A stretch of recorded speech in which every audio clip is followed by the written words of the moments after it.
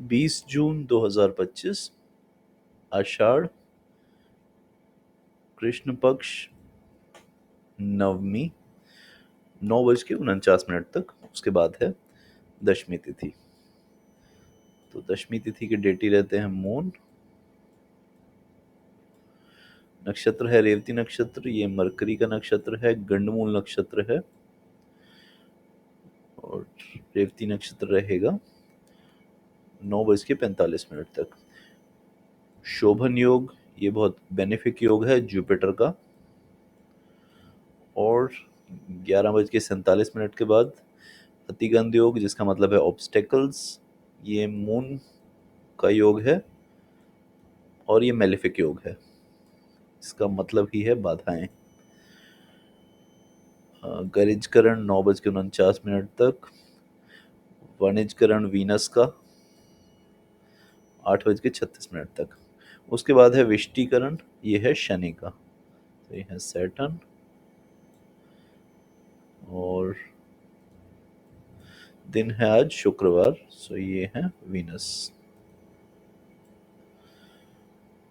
सो broadly ये positive नज़र आ रहा है। सो पंचांग वाइज पॉजिटिव है।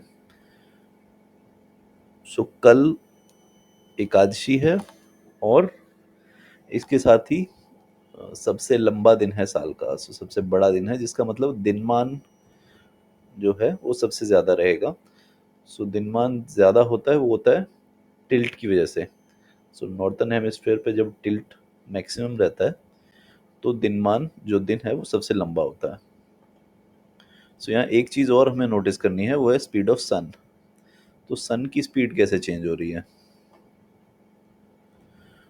तो सन की स्पीड है 57, 16, 62। अब ये कहाँ से आया है? ये 1 डिग्री की स्पीड से नीचे आया है। इसकी स्पीड 1 डिग्री 1 मिनट और समथिंग थी, जो मैक्सिमम गई थी जब ये अश्विनी नक्षत्र में था।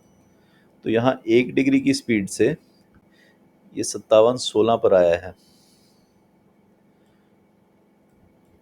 सो 1 नंबर राशि से जैसे सन ने ट्रांजिट किया है, जब सन था यहाँ पर, जब इस राशि में एरीज में सन था, तब इसकी 1 डिग्री की स्पीड थी। एक दिन में 1 डिग्री कवर कर रहा था। और यहाँ तक आते आते जो स्पीड है इसकी वो हो गई है 57 मिनट्स।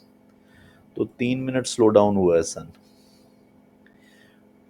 अब यहाँ से इसने और स्लो डाउन होना है रिड्यूस स्पीड पे। और कब तक हुआ? जब तक ये जाएगा पुनर्वसु नक्षत्र में।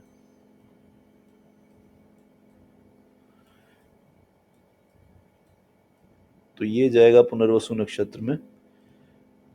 और पुनर्वसु नक्षत्र में जब बनेगी हमारी अगले महीने शुक्ल पक्ष की एकादशी। तो ये है पुनर्वसु नक्षत्र, यहाँ पे सन पहुंचेगा। अभी यहाँ पे है मृगशिरा नक्षत्र में। तो यहाँ से इसने आना है यहाँ पर। ये बनेगी हमारी आषाढ़ शुक्ल पक्ष की एकादशी। सो जिसे हम कहते हैं देवशयनी एकादशी। सो ये है देवशयनी एकादशी।